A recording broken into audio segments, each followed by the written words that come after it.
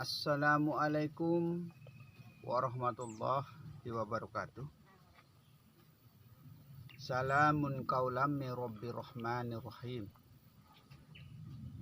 Segala puji bagi Allah, pengatur alam semesta. Selawat beserta salam kami limpahkan kepada junjungan Nabi besar Muhammad sallallahu alaihi wasallam beserta para sahabat beliau dan para keluarga. Alhamdulillah, pada pagi hari yang cerah ini kita telah berjumpa kembali, yaitu di dalam rangka belajar mengenal jati diri, makrifat rahasia Allah, sir insan, makrifat diri atau mengenal jati diri. Nah, itu supaya betul-betul kita tahu diri ya, supaya betul-betul kita paham diri. Kalau kita tidak tahu diri, ya seperti apa? Nah, kayak orang tidak waras jadinya kalau kita tidak tahu diri. Nah, seperti itulah memang sesungguhnya orang yang mengenal jati diri, orang yang sudah paham diri, orang yang sudah tahu dirinya, sesungguhnya orang gila sebenarnya. Inilah saudara-saudaraku dalam kemakrifatan. Tapi intinya di dalam kemakrifatan ini kita harus betul-betul paham diri, harus tahu diri dan matikan diri yang disebut dengan mautu anta qablal maut.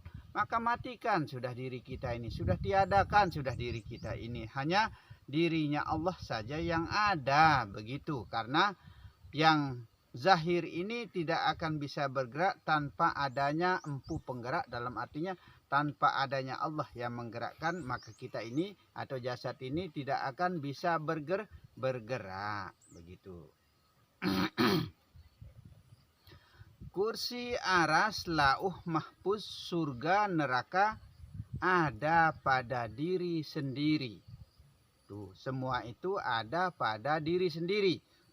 Contoh ya, kita nikmat makan, enak tidur, enak memandang, enak, pokoknya kenikmatan sudah. Semua macam kenikmatan, nikmat iman, nikmat segala-galanya sudah, nikmat hidup dan lain sebagainya, semua itu adalah nikmat. Maka nikmat itu adalah surgamu atau surga kita. Itu kenikmatan itu adalah surga kita. Seperti nikmat memandang perempuan, nikmat memandang pemandangan, nikmat memandang lautan luas, nikmat memandang segala-galanya. Itu adalah nikmat. Maka nikmat itu adalah surgamu, surga kita. Kenikmatan itu. Nah, itu. Malaikat, jin, setan, manusia jadi satu di dalam diri. Nah, kenapa di sini dikatakan malaikat, jin, manusia menjadi satu di dalam diri? Malaikat, kalau malaikat itu pekerjaannya ya, kalau dia sembahyang saja kerjanya. Kalau dia berzikir saja kerjanya. Kalau sujud saja kerjanya. Itu pekerjaan malaikat. Dalam artinya perbuatan yang baik. Nah itu. Maka setiap perbuatan yang baik itu adalah pekerjaan malaikat. Maka kita harus ikuti pekerjaan yang baik itu supaya sama pekerjaan kita seperti pekerjaan malaikat. Tapi yang sebenarnya malaikat itu ya, kan sering kita dengar bahwa malaikat itu adalah cahaya. Nah itu, malaikat itu adalah cahaya. Maka yang menjadi cahaya kehidupan kita ini sudah diatur sama Allah bahwa malaikat.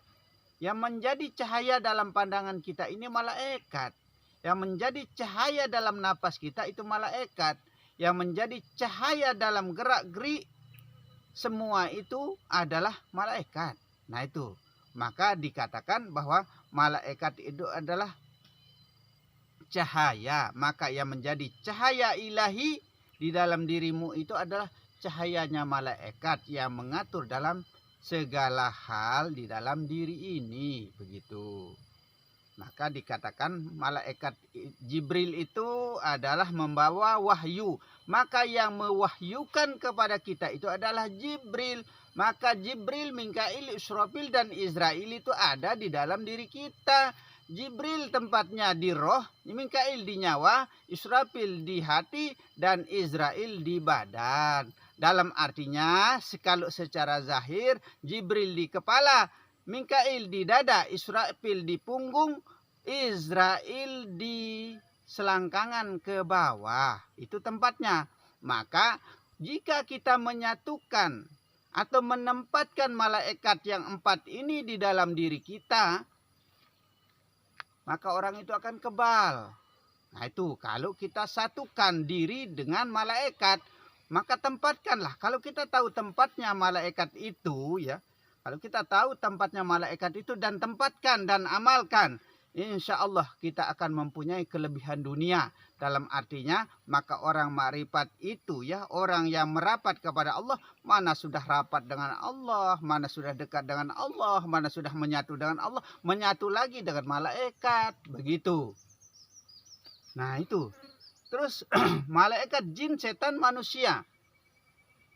Jin ini dari mana? Di mana tempatnya jin ini? Pendengaran kita. Habar demi habar, cerita demi cerita, ya. Kalam demi kalam, suara demi suara. Itu terdengar di telinga. Itu adalah perbuatan jin. Nah itu, maka jin ini yang selalu menghabarkan, memberikan kabar, pendengaran di dalam telinga. Itu. Maka kalau kita hidupkan jin ini, ya, maka kita akan dikendalikan oleh jin. Maka manusia itu akan bersifat seperti jin. Nah itu. Setan lagi ya. Setan ini juga ada di dalam diri kita. Yang membawa nafsu ya.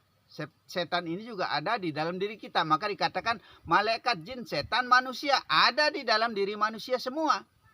Nah itu. Setan ini ya. Yang membawa nafsu. Maka yang mengatur untuk kita melakukan nafsu yang tidak baik. Contohnya nafsu yang kurang baik. Nafsu amarah. Nafsu segala-galanya nafsu yang tidak baik. Nah itu. Itu diatur oleh setan. Maka setan itu juga ada pada diri manusia. Ini juga saudara kita. Yang 4 ini maka dikatakan 4 sedulur kelima pancar. Semua itu saudara kita 4-4. Maka termasuk malaikat, jin, setan, manusia. Itu saudara kita juga. Tapi dia mengarahkan ke arah yang tidak baik. Nah, makanya kita belajar mengenal jati diri. Itulah makrifat. Mengenal, semua dikenal. Itulah orang makrifat. Semua kita pelajari, semua kita kenal. Itulah orang makrifat. Maka malaikat, jin, setan, manusia. Maka kita ini kalau kita melakukan perbuatan yang tidak baik, contohnya ya, menipu orang. Contoh kalau kita kerja bangunan contohnya ya. Kita kerja sudah capek-capek, sudah berbulan-bulan kita kerja. Hasil kita sudah puluhan juta. Tapi ternyata tidak terbayar. Orang itu melakukan perbuatan setan. Bahkan banyak orang yang tidak dibayar. Nah itu, banyak orang yang tidak dibayar.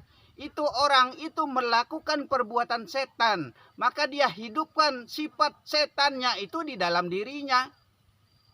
Contoh ya, saya berani mengatakan demikian karena saya sendiri yang bekerja. Status saya sebagai kepala tukang tapi tidak dibayar sama orang. Masya Allah, subhanallah. Tega sekali orang itu ya.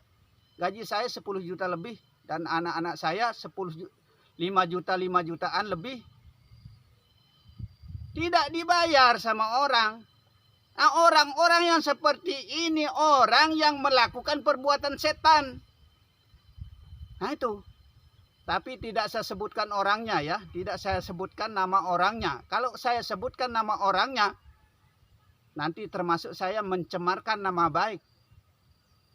Nah itu. Nah, orang-orang yang seperti ini, itulah orang-orang yang menghidupkan setan di dalam dirinya. Sehingga tidak membayar orang dalam pekerjaan, menipu orang. Orang-orang seperti ini orang yang tidak berperi kemanusiaan, orang-orang yang tidak mempunyai pikiran. Sebenarnya ini karena saya berani mengatakan demikian karena saya sendiri yang diakali orang begitu. Nah itu bukan saya marah ya, bukan saya emosi. Mudah-mudahan orangnya sendiri mendengar pengkajian ini supaya dia paham diri, supaya dia tahu diri. Nah itu karena saya dengar kabarnya dia itu adalah suka juga membuka pengkajian saya supaya dia paham dan dengar, dan mudah-mudahan dibukakan pintu hatinya oleh Allah Subhanahu wa taala untuk bisa memahami kesusahan orang lain, kesulitan orang lain. Nah itu, jangan kita mencari senang di atas penderitaan orang lain. Maka orang-orang yang seperti ini, orang yang menghidupkan jiwa kesetanannya. Maka dikatakan malaikat, jin, setan, dan manusia ada pada diri sendiri. Nah itu, maka janganlah kita hidupkan jiwa-jiwa setan kita, gitu. Maaf ya, saya tidak sebutkan namanya karena saya sendiri yang ditipu orang, yang diakali orang. Insya Allah jumlah uang saya itu 25 juta tidak terbayar sampai sekarang, sampai detik ini. Mudah-mudahan mereka menonton apa yang saya katakan ini. Dan mudah-mudahan terbuka pintu hatinya, dibukakan pintu hatinya oleh Allah Subhanahu wa taala. Jangan sampai terjadi hal-hal yang sama seperti ini kepada orang lain. Insya Allah. Dan mudah-mudahan itu doa saya kepada Allah Subhanahu wa taala supaya benar-benar dibukakan hijab dinding pemisahnya antara Allah. Nah itu, jangan sampai nanti selanjutnya mengakali orang, menipu orang dan tidak membayar orang. Nah, seperti itu harapan saya. Jangan sampai kita semua saudara-saudaraku sampai dimanapun ya, yang khususnya ikut dalam ilmu Marifat Rahmat Lombok ini, jangan kita biasakan diri menipu orang, ngakali orang, apalagi uang besar sekecil apapun uang itu, jangan kita suka tipu orang, ngakali orang, begitu saja intinya. Insya Allah ya, itu kita harus ingat itu. Maka janganlah kita hidupkan jiwa kesetanan kita. Itu kita sedikit tidaknya, sekurang-kurangnya kita harus menggunakan sifat kemanusiaan. Mengerti orang lain, paham penderitaan orang lain, paham kesusahan orang lain. Nah, seperti inilah. Nah, itu bukan saya menyinggung ya, tapi saya menyindir kepada orang yang bersangkutan. Karena dia itu adalah suka juga membuka pengkajian saya. Mudah-mudahan didengar apa perkataan saya ini. Saya orangnya diam, saya orangnya sabar. Tapi di balik kesabaran saya itu, tolonglah dimengerti perasaan saya. Kesusahan saya dan kesulitan saya. Itu yang saya perlu saya sampaikan. Nah ini. Makanya sedikit tidaknya kita harus hidupkan jiwa kemanusiaan kita. Nah itu. Jagalah hablum minallah, jagalah hablum minan nas. Hubungan kepada Allah kita harus jaga, dan kita harus jaga hubungan kepada sesama manusia. Maka kita harus selalu berbuat baik kepada sesama manusia. Sampai-sampai Rasulullah Shallallahu Alaihi Wasallam mengatakan ya, sebaik-baik manusia apabila manusia itu selalu baik kepada sesama manusia. Kalau kita suka ngakali orang, tipu orang, umpama contohnya, apakah itu namanya perbuatan baik? Kalau kita suka menyusahkan orang lain, apakah itu namanya perbuatan baik? Bahkan kata Rasulullah, orang yang sah menerima surga itu, kata Rasulullah, orang yang seperti itu, orang selalu baik kepada sesama manusia. Maka berbelas kasihlah kepada sesama manusia, terutama kepada anak yatim piatu, kepada orang yang susah, orang yang menderita, orang yang tidak dapat makan, contohnya kesulitan cari makan. Masya Allah, subhanallah, kasihanlah kepada saudara-saudara kita yang seperti ini. Inilah yang kita harus jalankan. Ingat pesan saya ini, mudah-mudahan menjadi himbauan yang terbaik kepada kita semua dimanapun berada ya. Sekian banyaknya yang telah melihat dan mendengar apa pengkajian saya ini, dan mudah-mudahan bisa bermanfaat bagi kita semua khususnya. Nah itu, maka saya mohon kepada kita semua yang khususnya yang ikut di ilmu Ma'rifat Rahmat Lombok ini, jangan kita suka ngakali orang lah. Itu harapan saya mudah-mudahan ya. Jangan sampai saudara-saudaraku. Karena ini akan mengikis pahalamu, akan mengikis amalanmu, akan mengikis kebaikanmu di akhirat nanti. Orang itu di akhirat nanti akan berdatangan untuk mengambil pahala, mengambil pahala. Dari kiri kanan orang datang, kalau banyak orang kita akali, kalau banyak orang yang kita susahkan.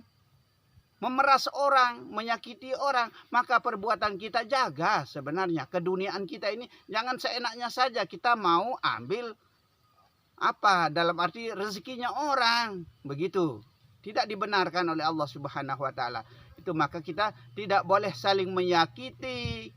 Kita harus saling menyayangi sebenarnya. Maha Rahman Rahim, bismillah itu tidak kepake. Maha Rahman Rahim itu kita harus pakai. Nah seperti itulah himbauan saya kepada seluruh kita yang ada dimanapun juga.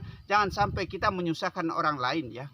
Karena ini penderitaan ini terjadi pada diri saya. Insya Allah 25 juta uang pribadi saya tidak terbayar. Saya capek kerja berbulan-bulan. Tapi Alhamdulillah saya ini selalu bersabar. Tapi di balik kesabaran saya itu tolong dimengerti ya. Kalau mau saya buka, reportasimu sebagai pemborong akan terancam di sini. Apalagi saya insya Allah orang yang selalu bergumul di dalam dunia media sosial. Nah itu, kalau saya mau buka, maaf ya saya tidak sebutkan namanya. Tapi tolong dimengerti kalau dilihat, kalau dibaca. Karena keluarganya menonton saya ya. Itu. Maka jangan kita hidupkan kesetanan. Setan kita itu jangan dihidupkan. Maksudnya kita sedikit tidaknya hidupkanlah kemanusiaan kita. Supaya kita berakhlak, berbudi pekerti, sopan santun dan bertata krama yang baik kepada sesama manusia. Nah itu maka dikatakan di sini ya. Malaikat, jin, setan, manusia jadi satu di dalam dirimu. Nah itu maka jangan kita hidupkan roh setan itu, kesetanan itu maksudnya. Maka kita akan jadi orang pemarah, kita akan jadi orang suka emosi, menjadilah orang yang suka dendam, menjadilah orang yang sombong, jadilah orang yang angkuh, jadilah orang yang riak dan takabur. Masya Allah, jangan kita pakai sifat-sifat seperti ini. Buanglah jauh-jauh sifat-sifat seperti itu, sifat setan. Maka janganlah kita hidupkan setan yang ada di dalam dirimu atau di dalam diri kita semua. Ini sebagai himbauan kepada kita semua ya. Abu Bakar, Umar, Utsman, Ali juga ada pada diri sendiri. Nah, kenapa dikatakan di sini Abu Bakar, Umar, Utsman, Ali juga ada pada diri kita sendiri? Nah, ya.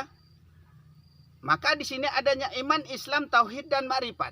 Abu Bakar itu martabatnya iman. Ya. Abu Bakar martabatnya iman. Umar itu martabatnya Islam. Nah, iman, Islam. Utsman itu martabatnya tauhid. Iman, Islam, tauhid, makrifat. Ali atau Sayyidina Ali itu martabat makrifat. Kenapa dikatakan Abu Bakar martabat iman, Umar martabat Islam, Utsman martabat tauhid, dan Ali martabat makrifat? Karena tergantung ilmu pengetahuannya. Nah itu, tergantung ilmu kepercayaannya. Sampai di mana kepercayaan. Karena Abu Bakar sangat meyakini di dalam syariat ini akan membawanya ke dalam kebenaran. Maka ia berkuat di dalam bidang syariatnya. Maka itulah yang disebut dengan martabat iman. Utsman begitu yakinnya dengan hakikat atau tasawuf ini. Sehingga dia mendapatkan martabat tauhid. Ali begitu yakinnya dengan kemakrifatan kepada Allah, merapat kepada Allah, mendekat kepada Allah ini sehingga mendapatkan martabat makrifat.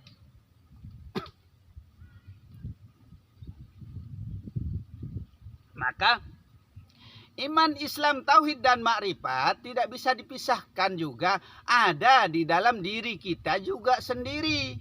Nah, ada dalam diri kita sendiri juga. Nah, itu perlu kita pahami ya. Maka kita belajar makrifat ini ya. Kita belajar mendetil secara tafsili, secara terperinci semua. Harus ditahu semua maksudnya begitu. Itulah maka kita belajar ma'rifat ini kita merincikan suatu kalimat begitu saja supaya benar-benar bisa kita pahami. Kata Ali, ya, aku tidak akan menyembah Tuhanku jika aku tiada melihat dia. Aku tidak akan menyembah Tuhanku jika aku tiada kenal dia. Nah, itu. Sayyidina Ali tidak mau menyembah kepada Allah jika tiada dia mengenal. Sayyidina Ali gerbang ilmu. Rasulullah gudang ilmu. Nah itu, si Sayyidina Ali gerbang ilmu, Rasulullah gudang ilmu. Tempatnya ilmu itu di Rasulullah.